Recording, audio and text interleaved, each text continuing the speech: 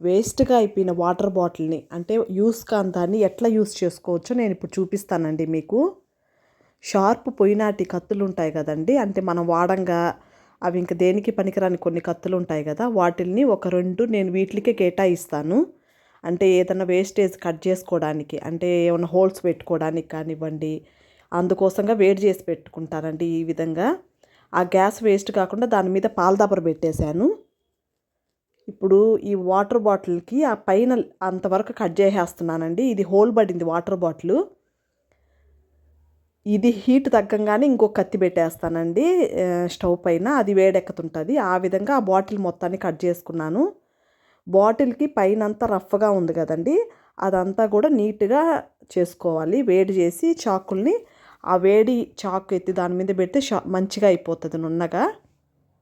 Finishing అంతా నీట్గా వచ్చేటట్టుగా చూసుకోవాలి. ఇది హోల్ పడింది, దేనికి పనికిరాదని చెప్పేసి నాకు ఎందుకో పడేయడానికి ఇష్టపడలేదు. కలర్ నాకు బాగా నచ్చింది మెయిన్. నేను దాంట్లో కింద వచ్చేసి కొంచెం రాళ్ళు పోసుకొని తర్వాత కొంచెం లైట్గా ఆ బర్రి పేడ వేసుకున్నానండి. డ్రైగా అయిపోయింది ఎరువు. దాని మీద మట్టి పోసాను. ఈ విధంగా నీళ్లు లైట్గా వేసిన తర్వాత ఏ చెట్లన్నా తీసుకోవచ్చండి మన ఇష్టము. మనీ ప్లాంట్ కానివ్వండి, టేబుల్ రోజా, స్నేక్ చెట్టు, ఏవైనా తీసుకోవచ్చు. నేను దీన్ని ఒక 6-7 గుత్తులుగా ఒక సెట్టుగా తీసుకొని దీంట్లో పెట్టుకుంటున్నాను, మధ్యలోకి పెట్టుకుంటున్నానండి. 6-7 కొమ్మలుగా. దీనికి ఏర్లు లేకపోయినా బతికిపోతుందండి ఈ చెట్టు.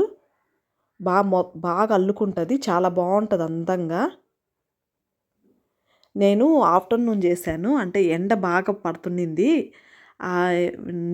ఆ ఎండకి మీకు వీడియోకి సరిగా నాకు కనిపించలేదు అనిపించింది నాకు.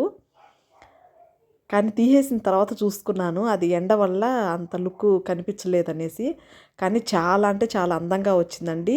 చిన్న leaves, dark colour water bottle సూపర్గా కుదిరిందండి. నాకైతే చాలా బాగా నచ్చింది. మీకు నచ్చిందా లేదా నాకు కామెంట్స్ చేయండి. డార్క్ కలర్ మధ్యలో చిన్న చిన్న లీవ్స్, పచ్చగా చిలక పచ్చ కలరు, చాలా బాగుంది లుక్. నాకు బాగా నచ్చింది. చూడండి ఎంత బాగుందో. వేస్ట్గా ఉండే వాటర్ బాటిల్ కూడా మనం ఇంత అందంగా డెకరేషన్ చేసుకోవచ్చు. Thank you for watching.